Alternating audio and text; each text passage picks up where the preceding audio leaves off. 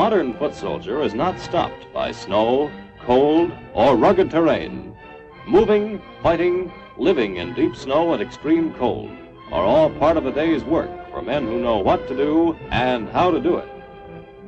A ski trail is broken out several hours before the advance of the main body of an infantry rifle company, now in a regimental reserve area, preparing to start out on a special 2-day combat mission into enemy territory. Skis are conditioned for heavy going over cross-country terrain. Hot pine tar is applied as a protective coating.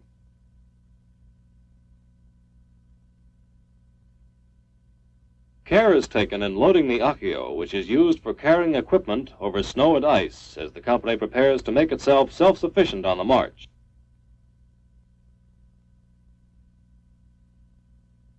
When the temperature is low, water canteens are protected against freezing, and having the canteen not quite full keeps it from cracking. The rucksack makes carrying easier and balance on skis better. Free movement is essential. Sleeping bags are left behind, as stoves will be used in the tents at night on this mission.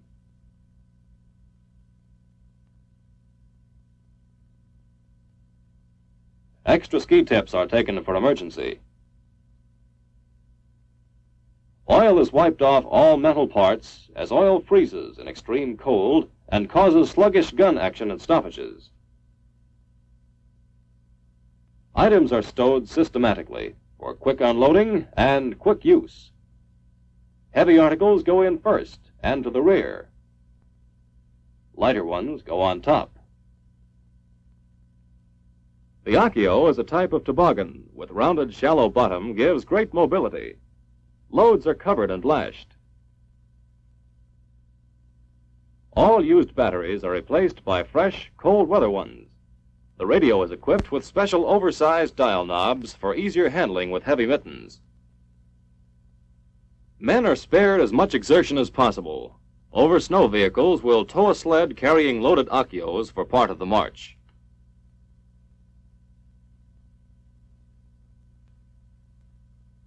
The company commander briefs the platoon leaders. The mission is a surprise attack behind enemy lines. The company will bivouac tonight well beyond our own regimental outpost, then night march to reach the enemy station at daylight, destroy it, and return to this base safe. Course plot, with estimated azimuths and distances, is prepared before starting.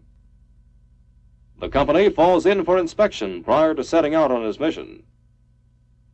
Sunglasses are worn to prevent snow blindness. Staying on the chilly side to start means they'll be just right while on the march.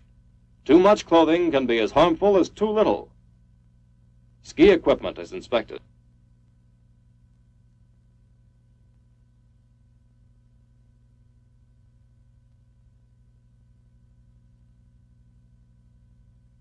Trails are well marked in the reserve area. The going is good, but several hours ahead of the company, the trail breakers leading the way to the enemy outpost have their job cut out for them. Breaking a trail is slow work. A 2-track trail would do for ski troops, but a 3-track trail is required for the accios. White trousers with the dark tops make best camouflage on this kind of mission. Brush and boughs are cut away for easy passage. Rotation of jobs evens up the work. There are no star parts. Everyone takes his turn as leading man. Men are relieved before they become overheated or exhausted. Turnabout applies to squads as well. The second squad will take over while this squad drops back in reserve. The trail breakers come to an obstruction. The squad leader signals to detour around it. The trail is marked to guide the company. Number 1 makes the turn needlessly wide. Number 2 sees this and cuts off the curve, shortening it. All trails are kept as short as possible.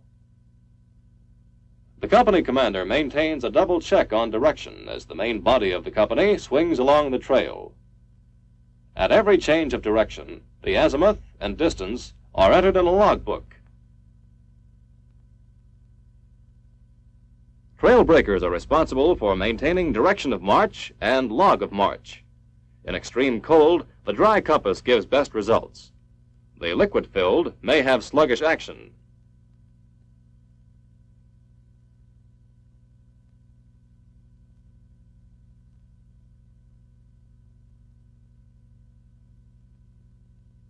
Pace setters establish a steady rate of march, but the movement of each skier is flexible within the column, so that adjustments to maintain pace can be made gradually and changes in terrain can be taken in stride. Even in extreme cold, when we exercise, we sweat. Expected. Excessive perspiration in very cold air brings on chill and frostbite. Guard against it. Controlled ventilation of garments helps. But remember to button up, even when the column stops for only a short rest halt.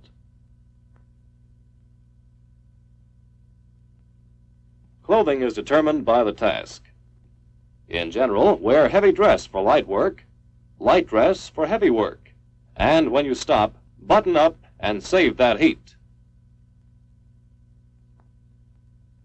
Frozen lakes provide natural trails. Tracks are kept within concealing shadows when possible. Trees throw very long shadows in the north.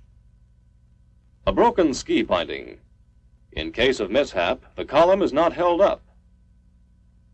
And a soldier is never left alone in extreme cold. They'll fall in with the column again, or overtake it at the next rest halt. The regimental outpost is directly ahead. Before passing beyond its security, the company takes its midday rest halt, but flank security patrols are posted. There's always danger of surprise attacks, swift sorties by enemies on skis.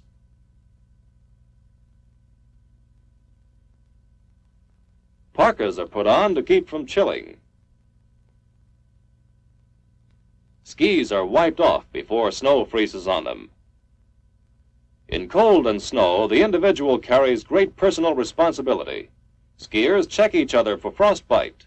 Cheeks, nose, ears, all extremities are vulnerable.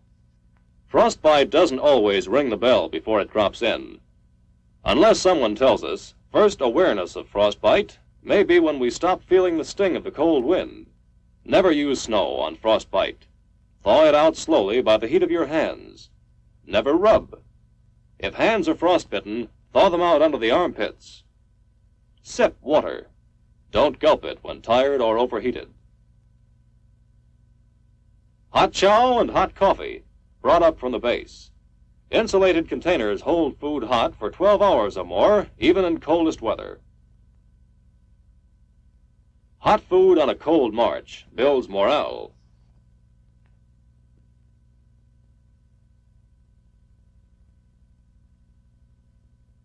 Food will stay hotter if eaten right out of the can. Try not to sit on snow. It melts on the clothes and lessens insulating qualities against the cold.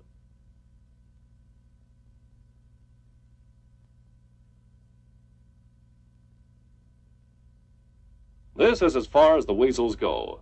From here on, everything must be man-drawn or man-carried.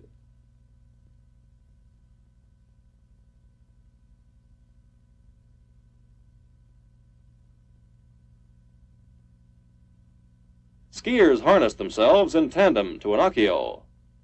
The akio carries up to a 200-pound load.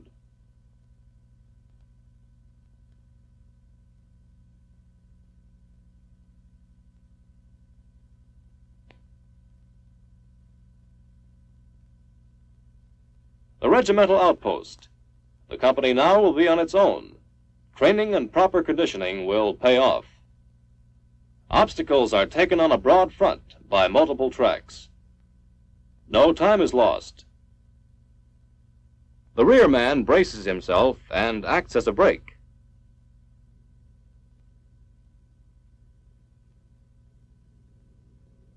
Enemy plane overhead. Keep heads down. Don't move. This rule holds for the full company or for the smaller trail braking squads. All clear again. Our trail breakers come to a frozen stream. Frozen streams often have overflows of water, even in coldest weather. The ice cracks, water underneath seeps up, and is prevented from freezing by the blanket of snow. If a quick detour is possible, it is made. If not, a bridge is laid on the ice to prevent wet feet and frozen skis.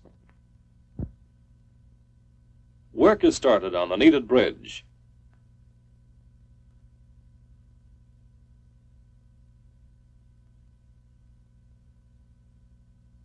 The work progresses. Boughs and snow make a firm packing. The bridge is completed. Now feet and skis are kept dry in crossing.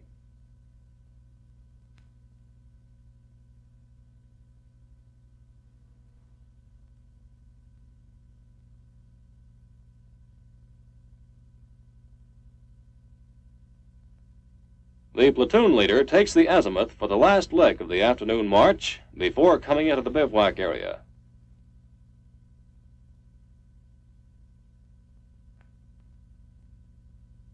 An enlarged plan of the bivouac area is sketched in the snow by the platoon leader, and he indicates the area to which each platoon will be guided and where it will bed down for the night. Bivouacs in cold and snow call for level ground above the intensely frigid valley, protected from the wind and with good tree cover. Platoons set up inner perimeter security. Much care is required in placing guns. Because more time is needed to make emergency changes, boughs help make a firm base. Thick snow will stop most bullets, muffle the effect of shell bursts. The NCO indicates that the machine gun position be changed to use protection of nearby snowbank.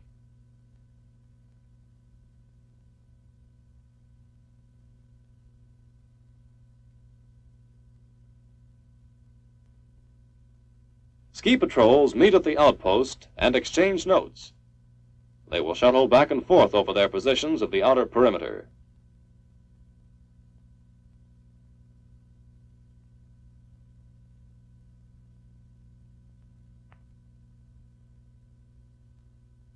Tents are erected.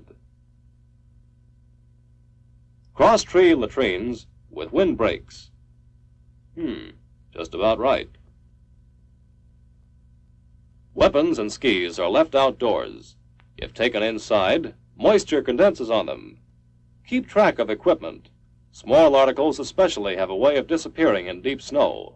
Or if left on the snow, even a light wind drifting the snow is enough to cover them and wipe out all traces. Boughs placed under sleds keep them from freezing to the snow and ready for a quick start. Boughs are used for tent floors. Firewood for stoves. Snow is used for drinking water. This soldier would get more water if he would pack the snow tightly into the pan.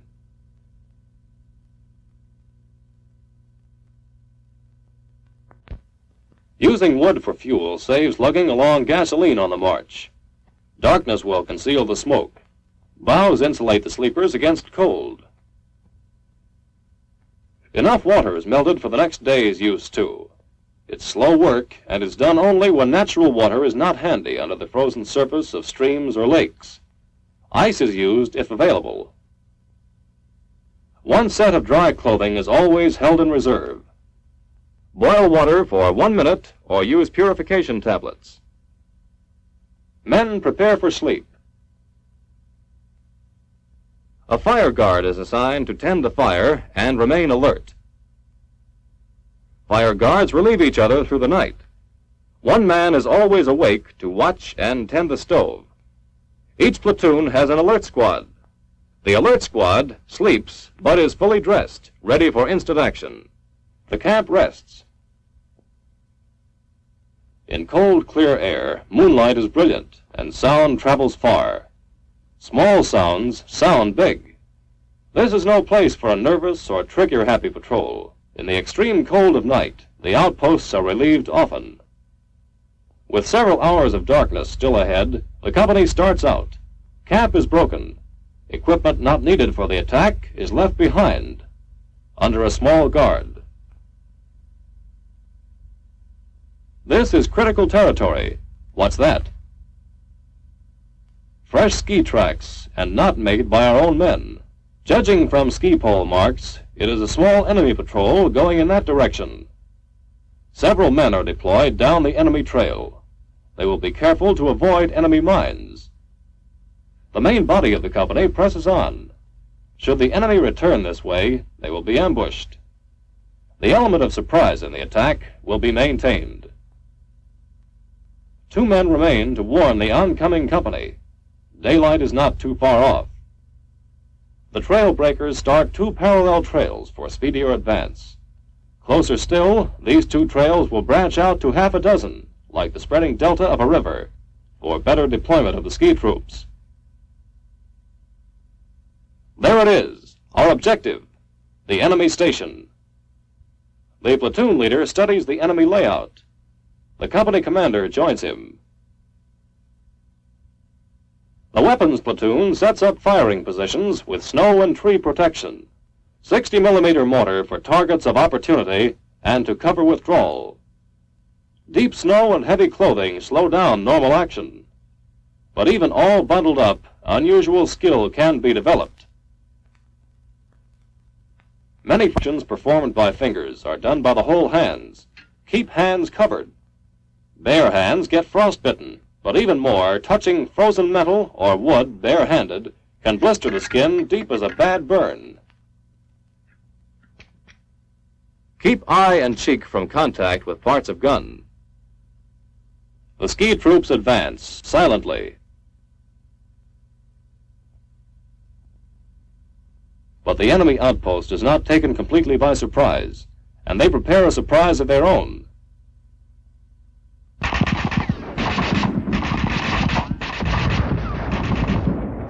One of our men is hit.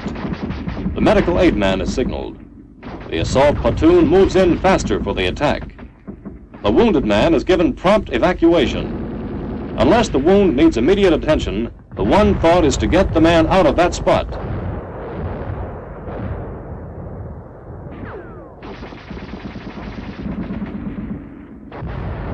Our machine gun covers the advance.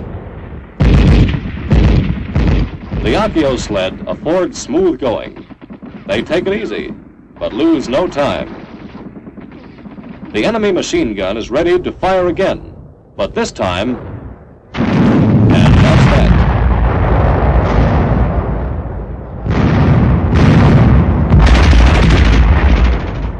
Short work is made of the enemy supply shack.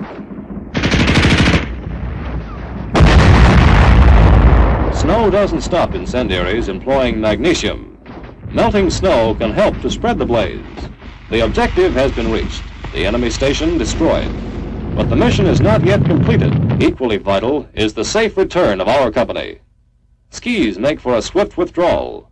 When left in this reversed position, the skier steps into skis headed directly for the rear assembly area. Withdrawal has been carefully planned, orderly executed. Nothing is left to chance. The multiple trails bring the ski troops swiftly to the single trail again, the home trail. They pick up speed, but march discipline and pace are maintained. Anti-personnel mines form one more surprise package for the enemy. The ski smooths out the snow, concealing the mine's hiding place. Mines add security as the company returns swiftly to last night's bivouac area, picking up the supply guard left there on the advance. Close formation is maintained. Danger is still present. The enemy might try to cut into our column, slice it up, destroy it piecemeal. There is always that possibility in skiing country. The company cannot consider itself out of danger until it has retraced its trail, reached the regimental outpost, and passed through it into the reserve area.